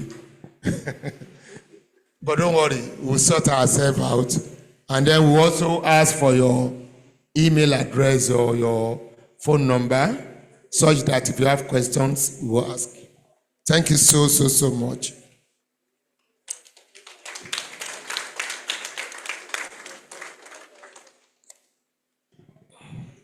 So we'll be moving to the next item, which should be to honor our retired directors. And on that note, I'll be handing over the mic to the chairman of that committee. Who is the chairman? Is he Irewole Ojo? Okay, Mrs. Lawal. Have a great day. Bye-bye. No, sir. You have to be here with us. I will not waste your time. So, good afternoon once again, my colleagues. I just want to give you a brief report of what the committee did on your behalf. Now, on 16th of April 2024, the AGPS constituted a committee based on the request of some of us that our retiring officers should be celebrated. And we came together, and this is all we were able to come up with.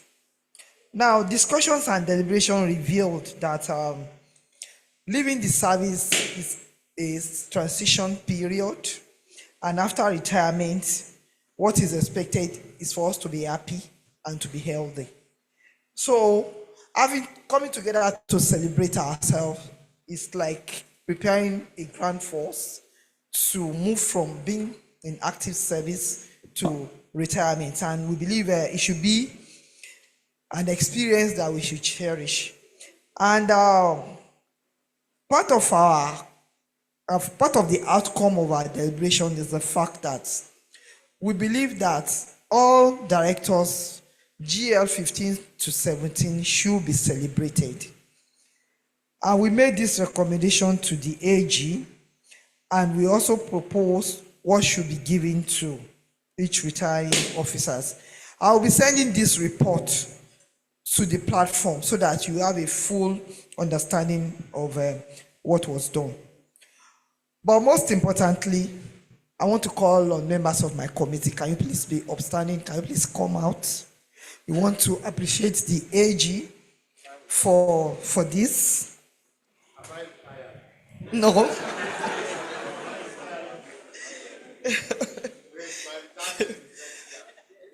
So, I will want to humbly call the permanent secretary and Accountant General, Dr. Abiodun Muritala, to please join us. You are not retired. We just want you to join us. Now,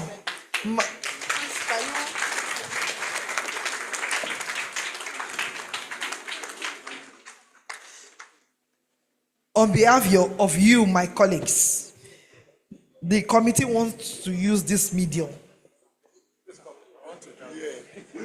to appreciate the Accountant General and Permanent Secretary for being a great leader, for believing in us, for giving us the opportunity to bring out the best in us. We appreciate you so much, sir, for your kind gestures towards us. But most importantly, like we said earlier, we appreciate the fact that this act should be incorporated in our budget so that it will not be a one-off thing. We want to see a situation where this will be done every year, and as you leave office, whoever is taking over from you, I believe we are all accountants in Lagos State. The next Accountant General will still come from us. And you are leading, you are giving us a lead on what to do and what to follow, even when you are not there. Thank you. And to add to that, sir, Yeah. we want you to do your best.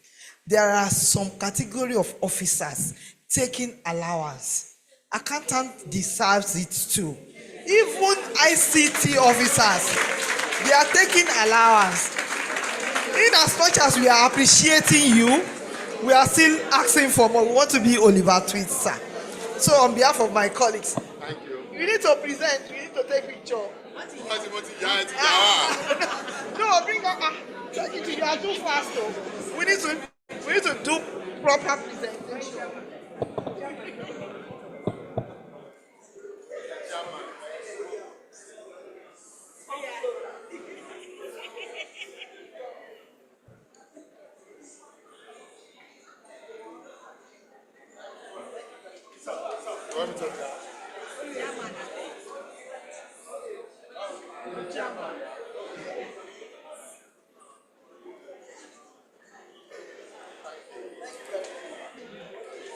Can I then react?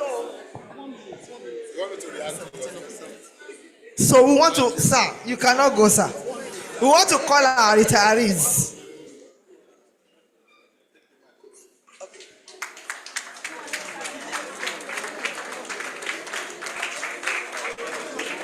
We want our retiring officers. Okay, we want the level 17 officers first. The level 17 officers. Because we want the AG to do the presentation. Okay. Are we giving them something? Yes, sir. Me more, me no mad bani here. You want to? Not the next year, can you mark on me? What's he calling me?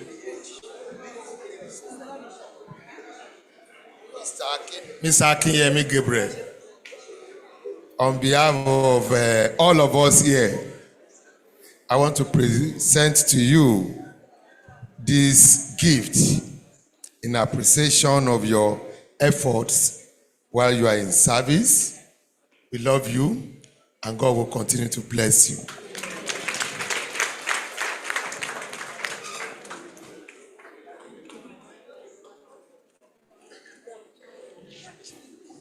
This is to my brother, Mr. Abiodun Kuye.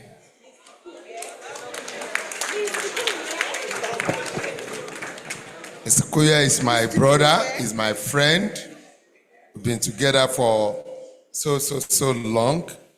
And on behalf of all of us here, my colleagues and I, would like to present to you this gift in appreciation of what you have done for us, the knowledge you have impacted in us.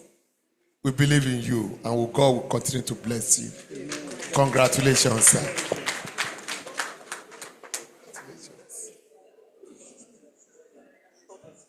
Next person, Mr. Bakari. Wow, I don't even know Mr. Bakari is an accountant. You know, we were together at physical planning. Well, on behalf of my colleagues and I'd like to present to you this gift. It is in appreciation of your effort while in service.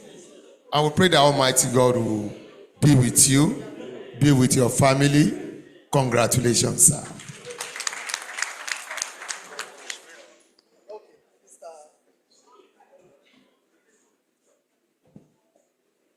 Okay, ẹ má bínú ẹ rí mi, Mr. Owoyemi O. Julius. I'd like to present this gift to Mr. Owoyemi O. Julius. This is in appreciation of your effort while in service, your guidance to all of us. We appreciate you, we love you, and we pray that God continue to be with you, be with your family. Congratulations.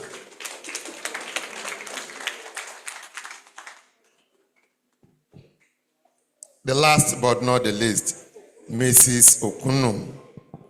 I know she's an accountant. Well, on behalf of my colleagues, I'd like to present this to you in appreciation of your wonderful support, wonderful guidance, that your smiling face always. We appreciate it. We love you. All of us love you. I will pray that God will continue to be with you. Be with your family. Take you to greater heights. This is just the beginning. Don't forget. It's another phase in life. When you retire at 60, it is for you to start a new chapter. And I'm sure my Lord will be with you and guide you. Congratulations, man.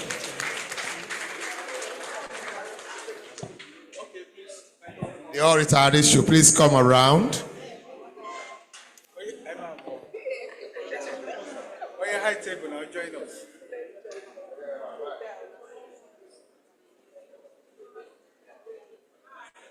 High table.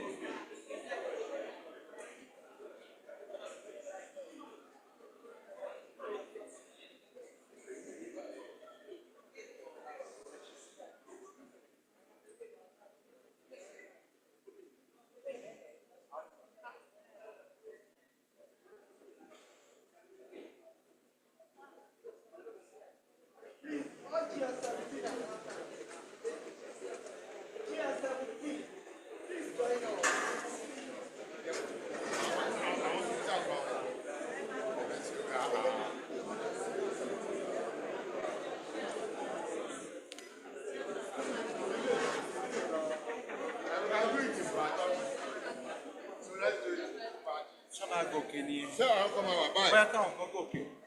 Ṣé kémi gòkè báyìí? No, sir.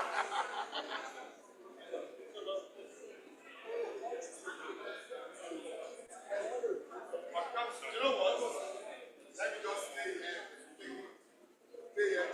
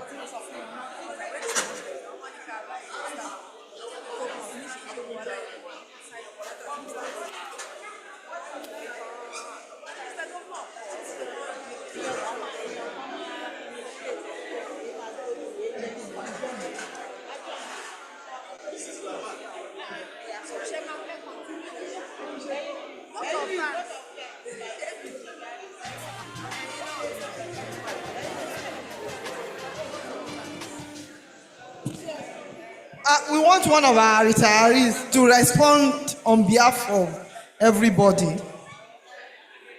So, Mr. Kuye. Thank you. Okay, thank you. Yeah, good afternoon, everybody. We want to say a very special thank you to the AG Permanent Secretary.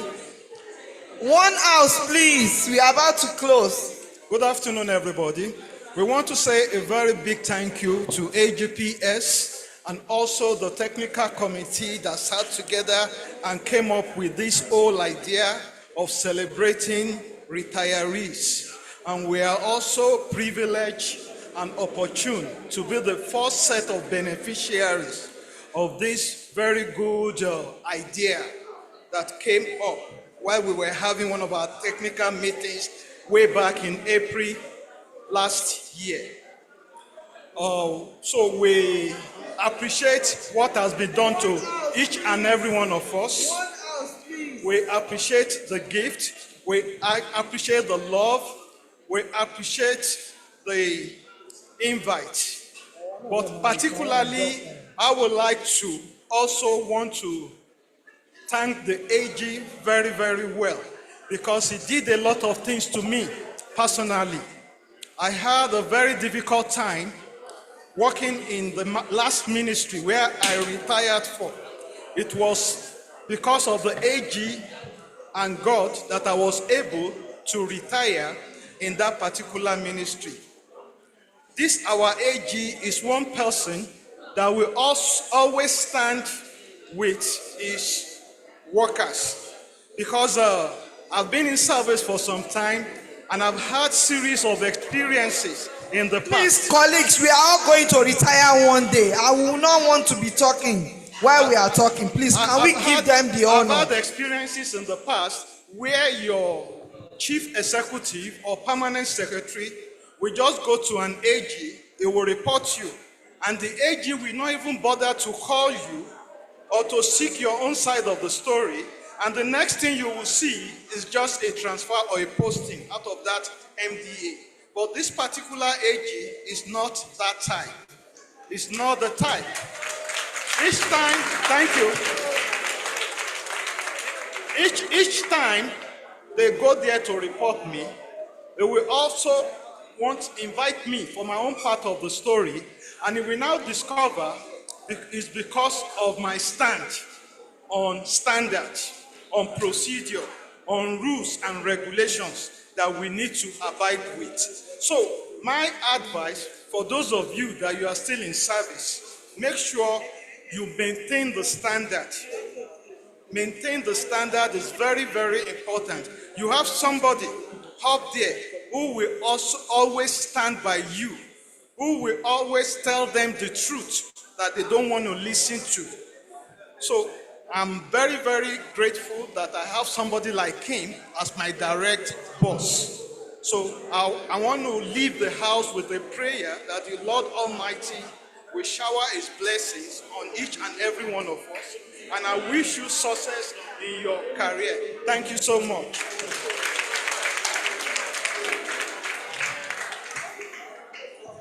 Thank you very much, Mr. Kuye. On behalf of the PSAG, can somebody move the motion that this technical meeting should come to a conclusion? Thank you, Mrs. Alaka. Who is seconding this motion? Thank you, Alaja Adeshino. Okay, we want somebody to give us a closing prayer. A Muslim, possibly because we started with a Christian. Alpha Yakub, can you please give us the closing prayer? Thank you. Alhamdulillahi Rabbil Alameen, Ar-Rahman Ar-Rahim, Maliki Yawmiddin, Iyyaka na'budu wa iyyaka nasta'in, Ihdina as-sirata al-mustaqim, sirata alladhina an'amta alayhim, غير المغضوب عليهم ولا الضالين آمين ربنا آتينا في الدنيا حسنة وفي الآخرة حسنة وقنا عذاب النار. We thank Almighty Allah for His favor, for making this sitting, this gathering today a fruitful one. We beseech Thee, all we have been able to discuss, celebrate, do here, may Almighty Allah make it fruitful for each and every one of us. And for the state, we are doing it on its behalf. May Almighty Allah continue to guide our ways, make us a successful one here on earth and also in the hereafter. In Allah's name I pray. Amen. Thank you very much. We are all welcome. But I need to let us know, it is very unfair that it is only when the AG is sitting that we will behave ourselves. This act of indiscipline should not be exhibited. Whatever we are doing here, we are doing it on behalf of the AG, and I think it should be respected whether he is here or not. Thank you very much. Thank you very much.